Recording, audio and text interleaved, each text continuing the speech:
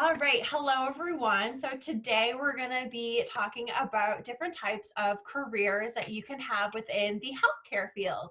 And so today we have three special guests who are going to be talking a little bit about their particular role in the healthcare field. And I'm going to have our lovely guests introduce themselves. And so first we are going to start off with Holly McCarthy. Hi, I'm Holly. So I'm an optometrist and I practice at Maine Eye Center in Portland, Maine. And I've been there for almost 4 years. Awesome. And now we'll go to Bill. Hi, I'm Bill Clora, and I'm one of the PAs at Eastern Maine Medical Center in the emergency department, and I've been practicing as a PA for 30 years. Awesome. And last but not least. Hi, everyone. I'm Han Tan. I'm a plant geneticist here at the University of Maine in the School of Biology and Ecology. So you probably see me here on campus if you do come to Umaine. Awesome. Well, again, thank you guys all for joining us today. So the first question I am going to ask you all is to kind of give us a little bit of a day in the life of your job. You know, what kind of is the day-to-day? If you want to just kind of describe a little bit about what you do, that would be awesome. And so we'll have Bill start us off. Well, a day in the life of emergency medicine PA is pretty diverse. You really never know what's going to come through the door. That's part of the enjoyment I have of it. No day is the same. You can have a day full of trauma, you can have a day full of cardiac, or you can have a day full of deliveries like we had last week. So it's interesting that you may do something as simple as a hangnail, or you may have a multi-system trauma come in, motorcycle accident, requiring suturing, or chest tubes. So that makes it very interesting. There's a lot of skills that you get to use, a lot of different varying expertise that you get to use. You get to collaborate with a lot of other physicians, PAs, nurse practitioners in the area, in the different fields. So that's a good thing to do. You never get bored, that's for sure. Your day is never boring. We in fact won't use that word in the ER because of superstition. And it's one of those things where you always know something new is coming in. So it's never something that you have to worry about not enjoying if you like that kind of stuff. My wife calls me an adrenaline junkie because I do like to have emergency medicine. That's my background. I was originally an EMT, heavy rescue lieutenant in the fire department before I went back to Yale School of Medicine to get my PA program done. And I've kind of stayed in the emergency medicine field through my entire career. Just a short stint in family practice, which my wife tells you I was boring, so I went back to emergency medicine. Awesome. Thank you. All right. Next, we'll have Han go.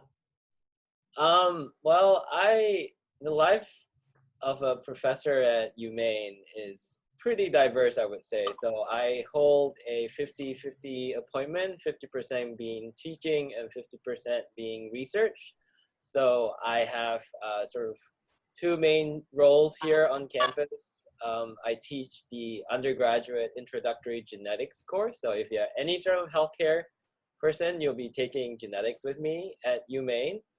And part of that also includes sort of mentoring students. So within the School of Biology Ecology, I play an advisory roles for a lot of our majors beginning in their second year through their fourth year. So I see quite a wide range of students, people, who like to go to dental school, to people who like to be a conservation biologist, etc. And then on the other side of my job, I actually run a research lab. And we work on sort of basic biology. So our lab is interested in chromosome instability. So we look at chromosomes in plants and figure out how they work and how they change over time. And as part of the work, we also work on breeding potatoes. So it's quite a wide range of things that we study, from really basic biology to sort of really applied biology. So I would say that every day is different. I get to see a lot of students. I get to interact with a lot of people from the university. I have really cool lab people on the floor of the building, so we get to discuss a lot of science. We meet together and have journal clubs together, and then we have lab meetings together. We also have a lot of interesting sort of research talks that go around every semester, so I tend to attend as many of those as possible.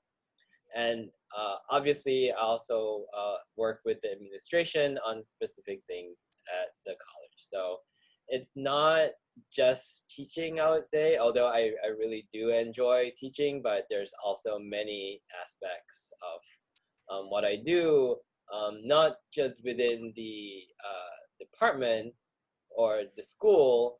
We actually, I very occasionally talk to people from different universities. I talk to industry groups in Maine. I go up to Ursa County for a lot of our field work. So it really is very, very broad. And I also collaborate with a lot of the researchers on campus. I've worked on flying squirrels, for instance, for one of our collaborators. So we don't just work on plants. All right, and now Holly. Yeah, so as I said, I work at Maine Eye Center. So that's, it's probably the largest eye care practice in Maine. We have 9 to 10 surgeons that specialize in all different parts of the eye. We have glaucoma doctors, retina doctors, cornea doctors, and they all do surgery just on that kind of specific part of the eye. And then there's 3 full-time optometrists, so I'm one of them, and we're kind of, I guess, like the primary care doctors of the eye. So we're the gatekeepers. We do all the comprehensive exams.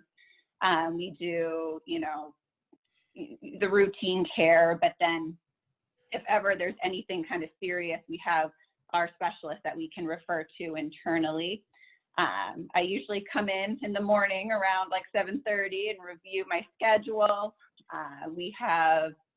Usually we start around 7:45 or 8. The optometry department is all together, so all 3 of us work together on a wing of the 4th floor, and we have a group of technicians, ends up being about 1.5 to 2 technicians per provider. They work up our patients for us, they check vision, they check pressures. If we do want to have a good look at the back of the eye, a lot of times they'll dilate their pupils for us. So that works out really nice. So I'm doing kind of a mix of doing comprehensive exams with contact lens checks, so what most people are kind of familiar with when they go to the eye doctor if they need new glasses.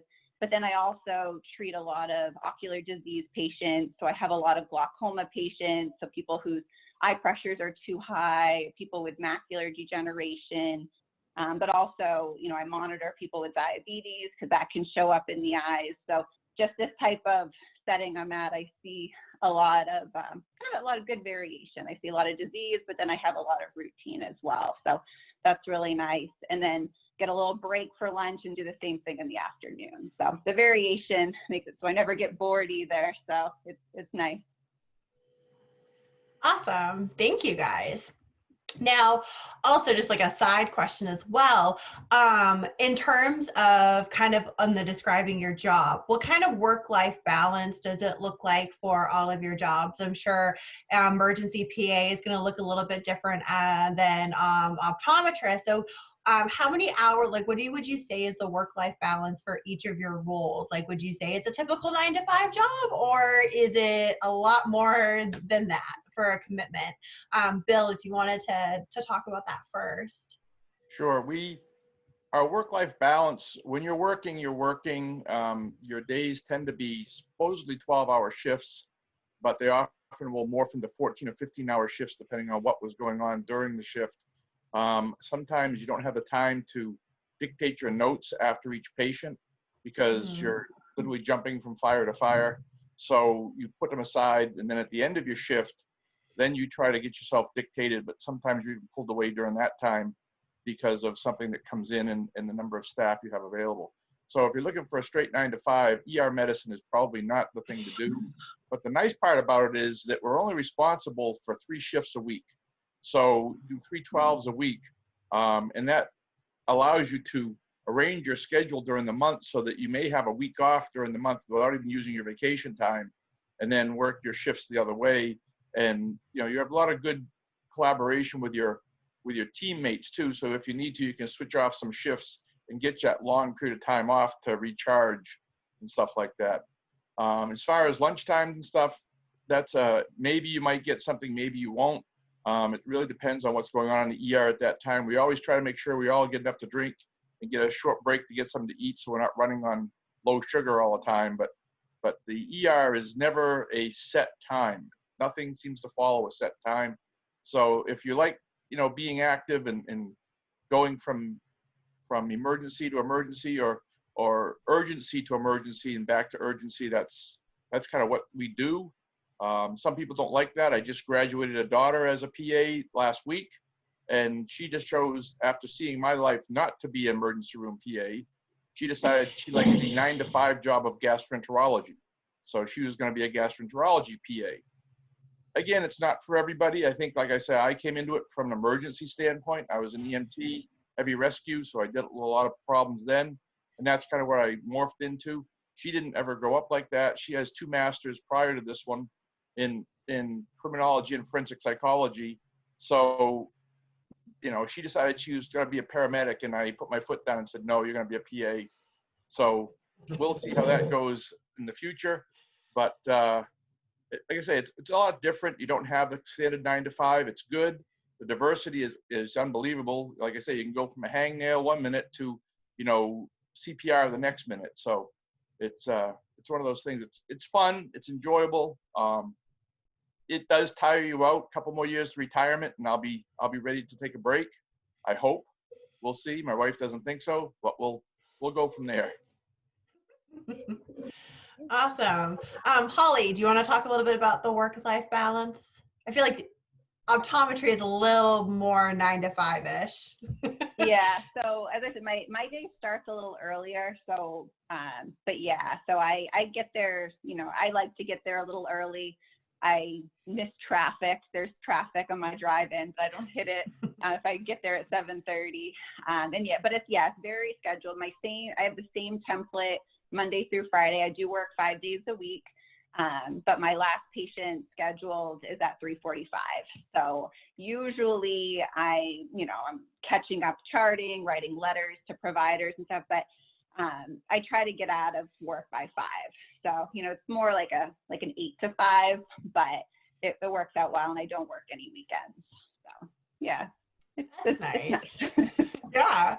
And then Han, what is your day? Is it a little bit more 9 to 5, 8 to 5-ish, or is it a little bit more in between?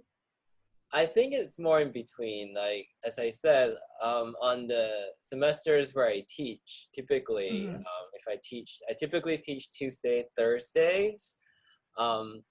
And during those days that I'm teaching, I'm usually preparing the lectures or reviewing material for lectures and updating material the day before, or grading homework questions, etc. So on those days that I teach, I typically spend most of the day focusing on that. But at the same time, because I have, as I mentioned, the other half of my life actually revolves around a laboratory. So I have 2 PhD students, 2 master students, and typically between 3 to 5 undergrad researchers in the lab. So I usually have to be spending time with people, mentoring. So that's a big part of the job, actually. And we really don't have a set schedule. Some people like to work, from 7 to 3. Some people like to work from noon to 9.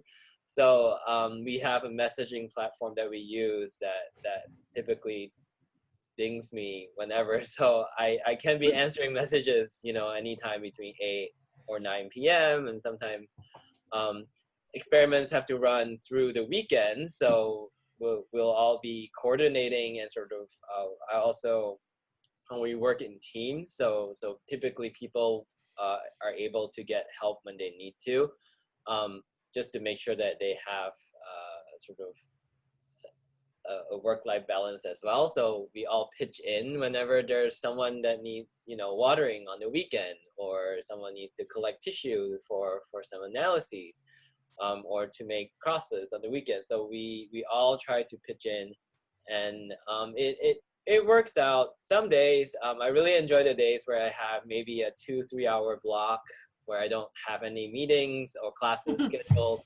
And on campus, I sometimes can go out skiing in the middle of the day. So that's kind of how we are able to sort of build in some leisure time into our days. And that to me is really important. It's not just work all the time, but even though I might be doing some writing at home in the evening or in the early mornings, actually when I'm the most productive, actually between the hours of 5 and 7. So there's a sort of flexibility built into my schedule. So I want to say it's not as crazy as it sounds like, but you really do have to enjoy doing the science, doing the writing, doing the grading, doing the preparation for lectures, etc. So it is a job that, to me, I've sort of started doing that. I think we're going to talk about how we came to the job, but as a scientist, that's really how we operate. Awesome. So there's a lot of good variety out there if for somebody who wants to go into healthcare. That's great. Now, so Han, that was a great lead in to our next question. Now talking about your college path and how did you get to the role that you're in right now? And so Han, if you kind of want to talk about your path and how you got to becoming a geneticist and a professor and that whole process, that'd be fantastic. Sure. So I've always been interested in science. I think in high school, I've always been a sciencey kid, and I represented my high school for a national science competition, and we won. So that was really exciting.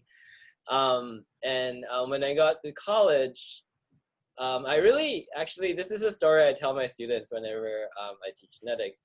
I actually didn't know what I wanted to do in college. I actually graduated with a biology degree and a double major in visual arts and biology with a chemistry minor. And when I was in college, I was sort of trying to decide, between 3 choices. It was essentially between graduate school for genetics, medical school, and architecture school. So I applied to all 3 and ultimately had to decide. And I decided that I really loved research. I worked in a research lab as an undergrad since my 2nd year.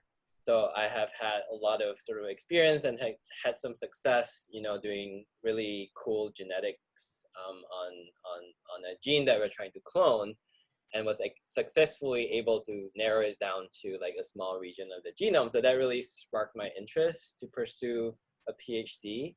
So that's when I decided to get a PhD in genetics and genomics. And typically to become sort of the next step to sort of become a faculty member, you don't just need a PhD, you also have to do what's known as a postdoc. So this is a time where you will be joining a much larger lab and sort of start developing your own line of research. So that's actually when I started looking. After I got my PhD, I then had to pursue a postdoc. And that's actually the time when I start working on what I'm working on right now, which is working on questions surrounding chromosome biology.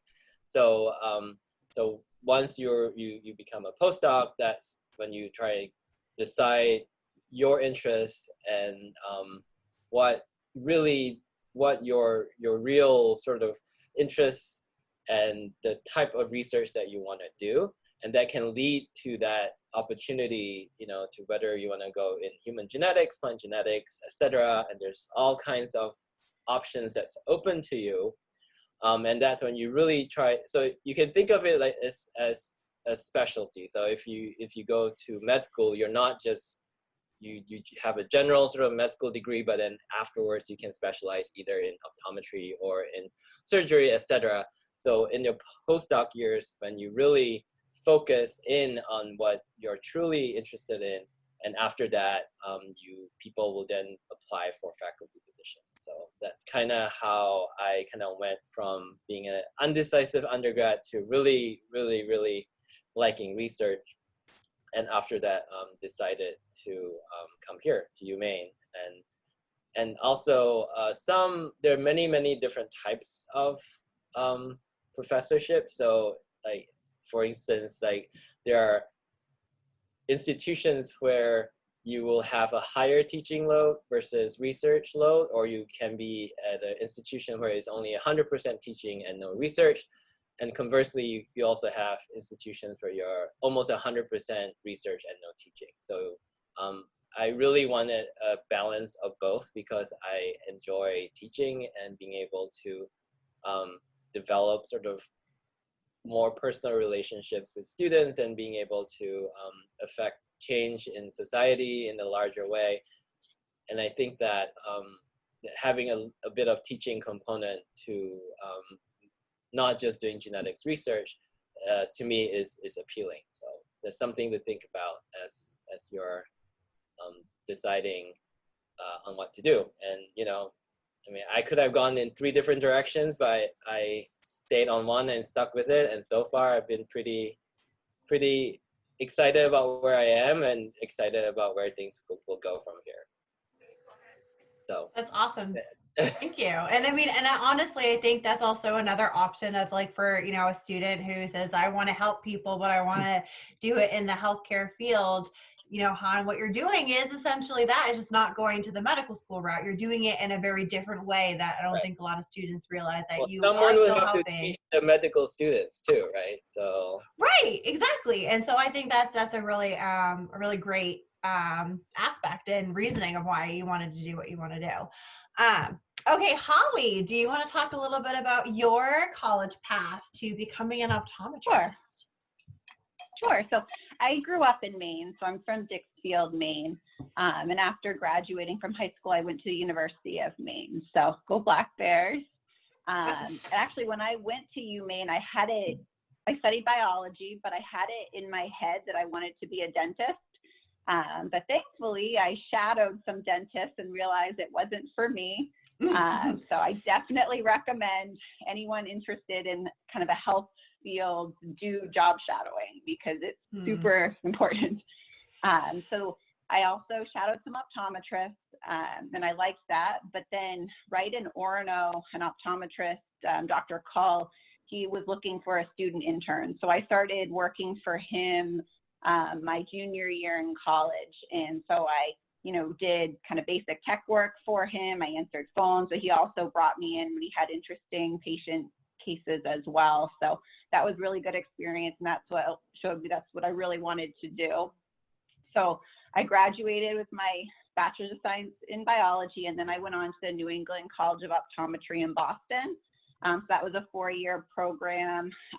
It was a great school. I mean, a lot of work, but it was a good mix between clinical, so doing rotations, seeing patients, and also work, classes and science classes. And but they were more interesting classes too because they were stuff that really pertained to the eye.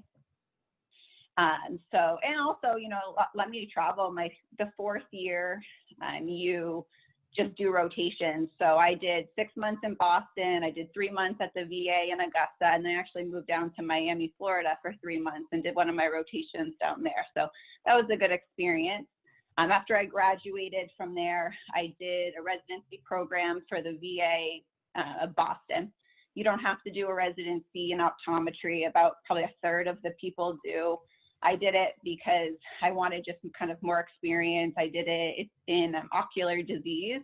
I knew I wanted to be in a type of setting like I am and figured it would give me more experience to do that residency.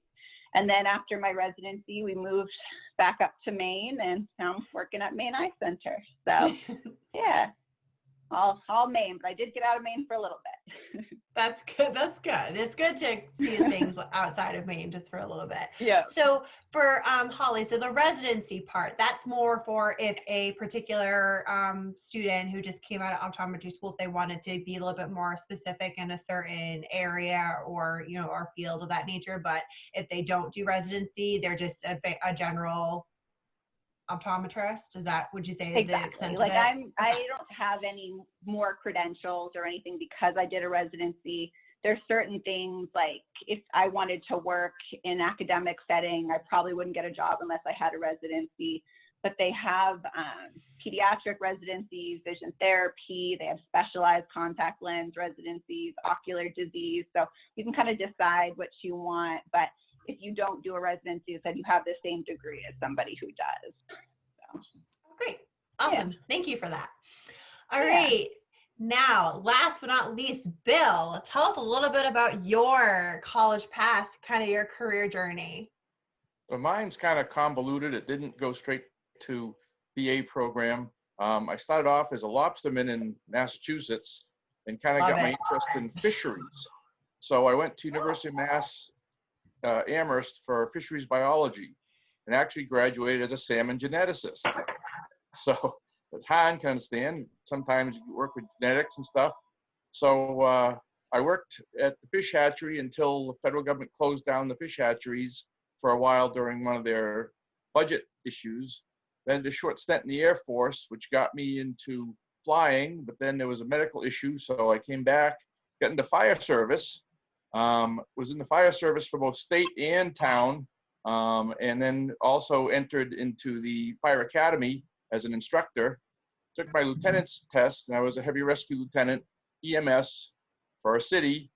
Kind of got political, I would say political unrest. I didn't like the policies that were being done.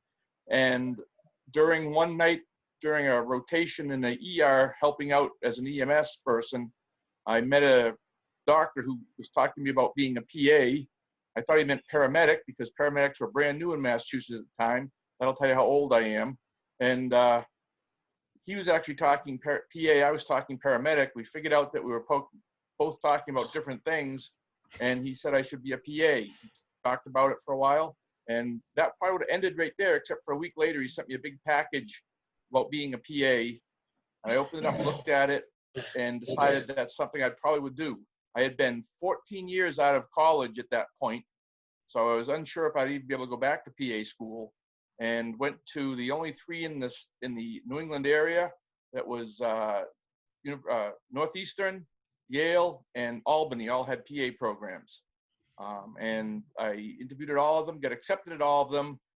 But what made me go to Yale was they told me I could do nothing else. If I lived 30 miles from the campus, I had to stay on campus, while the other two said I could continue working weekends in the fire service. So I went to Yale, and it was a very good program.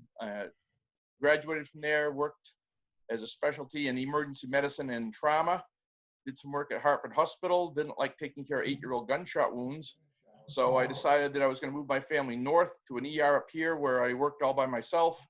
It was a 90-degree learning curve, but I worked in a small ER with some doc backup, and then eventually was recruited down to Eastern Maine, where I work now. And it was, like I say, convoluted trip, but it was interesting. When I graduated, the only residencies available for PAs at the time were in surgery. They had surgical residencies. Now, as a PA, you can do residencies in emergency medicine, internal medicine, gastroenterology, hospitalist, surgery. Almost every specialty has a residency now for PAs, which is an interesting thing. The nice thing about a PA is that you can jump specialties. So if you're an emergency medicine PA, if you want to retrain, you can go over to orthopedics or neurosurgery or something like that, because you're trained in that when you do your rotations. You do essentially 12 rotations in different specialties in your second year. So that's a nice thing about PAs too, is that you can jump specialties if you get tired of a particular one. So that's kind of a convoluted way of getting to being a PA. That's probably why my daughter had a convoluted one getting to be a PA. Well, I think it's great. I mean, honestly, all three of you didn't really have a straightforward, like right when you came into college, you knew exactly what you wanted to do. And I think that's awesome. I mean, that's just the career counselor in me because I was the same way. I mean, I wanted to do physical therapy. Obviously, that's not happening because I thought it was gross. I didn't realize you had to touch people until my sophomore year of college, but that's fine. And so, but I think it says a lot that you can still find your, the career in healthcare, even if it doesn't start off the way, like, it doesn't have to be, exactly what you want to do when you step foot on your college campus. And so I think that's really awesome that you guys all have kind of a little bit of a different path to get where you are now. Okay, so, one more question for all of you. Now, we'll start off with Holly. Can you tell us what the best thing about your job is, and then what's the biggest challenge? Sure, yeah. So the best thing about my job, I mean, there's kind of two different things. So one of them is kind of what I touched on. I really like the complexity and the variation that I see in my day-to-day, not just in the type of practice setting I have. You never really know what you're going to see. But the other thing that I actually think I like the most is what made me really want to be an optometrist is now that I've been there for about 4 years, probably 75% of my patients are people that I've seen before. So I'm seeing people year after year. Sometimes I'm seeing them multiple times a year, building relationships with them, building that kind of patient-doctor trust. And then I see their family members, I see their friends. So that's really nice. So it's, yeah, that's kind of what I always kind of envisioned when I wanted to be a provider. So that's been great. The biggest challenge, I guess, it's kind of the same in all of healthcare is, it's important that you're billing correctly, because you got to get paid. So insurance companies are tough. Everything's always changing. Reimbursement amounts are changing. I knew one set of codes, and then a couple of years ago, it all changed to a different set of codes. So we do have a billing department where I work, which is helpful, but just making sure you check all the right boxes and stuff. That's I'm learning, but that's still kind of a challenge for me. Yeah. So there's still paperwork, even when you're meeting with patients. There's still paperwork. You don't get away from that. There's all the stuff after the patient encounter. Yes. Got it. Perfect. All right, Bill. What is the best thing about your job, and what would you say is the biggest challenge? I think the best thing about my job is the diversity. All through my career, I've always been in that want to help somebody mode, whether it be fire service or not. It's always the appeal to help the public, that type of thing. I guess that's in my genes somehow. And this allows me to help the public. You take someone on the worst day of their life and you take them through that event and help them through it so that they're much better off when they leave or they get admitted upstairs. So it's a good feeling there. You have a lot of people who are at the bottom of their life, and you can help fix that, or at least get them in the direction they need to be in to start to climb out of that low spot in their life. Sometimes it's a dramatic event where it just happened that day. Other times it's a long-term event that needs to have someone just finally say, hey, you need to do this to help, and you can get the resources to help them do that. That's always a good thing. I like the feeling of helping someone. I come home.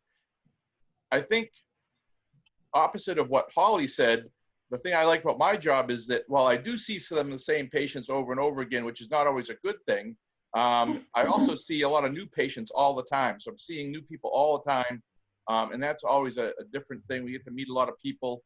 And a lot of times, even though the system nowadays changed in the last 30 years, you don't get as much time to talk with them. You do get a little time to talk and see what their life is like and stuff like that, which is a nice thing to do. That's one of the things we try to do, is to make it more personal, other than just, this is what you got, here's the lab, goodbye, we're done. We try to make it a little more personal for them so that they interact a little bit better with us. We get better information that way to help them. So the tough thing about it, I think, is the hours and the stress. Emergency medicine is a very stressful career. I'm trying to teach. I do a lot of teaching of residents, PA students, and trying to teach them how to handle that stress, how to be able to, we call it putting it in a box, but taking it out later. Sometimes if you have a bad code or bad traumatic arrest or something like that, it's really hard to teach these new students that that's a life-changing moment when you see a life fade away before your eyes, but you have to put it in a box and put it away because the next patient needs you almost as fast and almost as critical. So it's hard to teach that, to move on and put it in a box and take it out later, because you have to take it out. You can't hold it, because if you do, it really starts to weigh on you. You got to take it out. Sometimes I joke with my students that sometimes it's a matter of me coming home at 2 o'clock in the morning on a winter's day and sitting in a snowbank out front of my house on the lake and taking that out of the box and dealing with it right then and there. And it may be 6 months from the original event, but that's the time I've chosen to get rid of that event. And you have to work through that. And to teach a student to do that, it's unusual, but you got to do it, because you can't carry it with you, or it will deteriorate your health, you know. Absolutely. So that, and again, you know, I don't want to say how old I am, I'm old, but I've been through SARS, I've been through H1N1, I'm now in the middle of COVID, I've been through Ebola. You know, just like a National Guardsman who signs up to work in the States and then all of a sudden is shipped over to Iraq or Iran, or, you know, to Afghanistan. It's kind of shocking when you've done this all your life and all of a sudden you're placed in the front line again, you know, and that's another stressor. And that's something we try and teach too, is that this is your job. You've taken an oath. I know some of the PA schools don't give the oath that we take, or we took back in my day, but we took an oath, and your job is to do no harm and make them better. And we address that every day at work. And I think that's important, that you understand that that's part of your job, be it for better, be it for worse. You are the frontline person. You need to stand up and take care of the people who can't take care of themselves. Absolutely. All right, and to round us out, Han, what is the best thing about your job and the biggest challenge? I think the best thing about my job is that I get to, every year I get to see, you know, 100 to 200 students.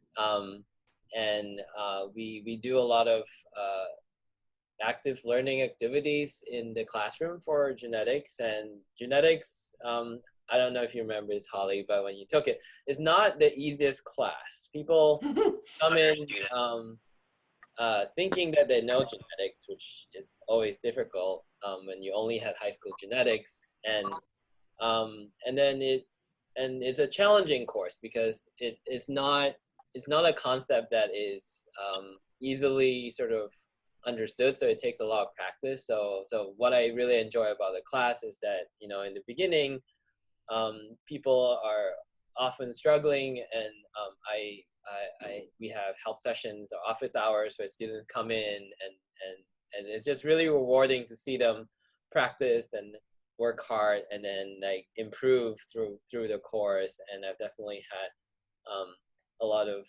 students who have been really successful that way, and then getting sort of their feedback later on about, you know, this is this is like something that they didn't think they would enjoy, but they really enjoyed it towards the end. So to me, that's really rewarding.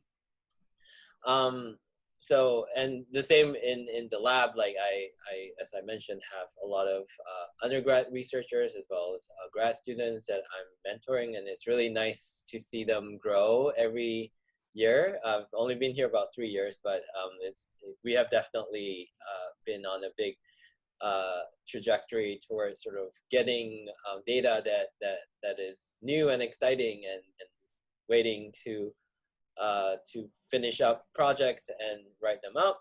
And this sort of ties in with the challenging part, which is finding the time in academia to sort of do the writing. And you know, I'm not a very good writer, I must admit, but it's a big part of being in academic settings is to be able to write grants, to write papers, to get them out for publication.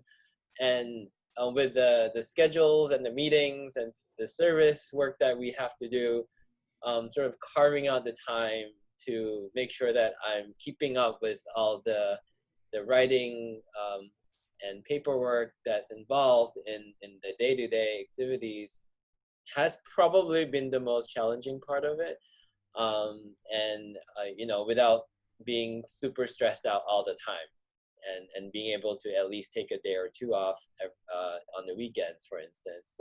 So I've been figuring out ways to go around that, and being able to schedule time, for instance, so that I'm making sure that I'm spending enough time keeping up with the sort of academic writing and sort of thinking. It does take a lot of time to come up with new hypotheses in the lab. It's not, you can't just snap your fingers and things happen. You actually have to review literature. You have to start thinking about it deeply. You have to have discussions with people, collaborate with other scientists and discuss it. So to me, that's the most exciting thing about science, but also probably the more difficult thing to actually achieve it. Fantastic. Well, thank you all so much for taking the time out of your day to share really kind of your career and what it took to get there. And hopefully this provided some more insight for the students who are watching to get them really excited about the different opportunities in healthcare. Thank you all again so much. And I hope you guys have a great rest of your day. And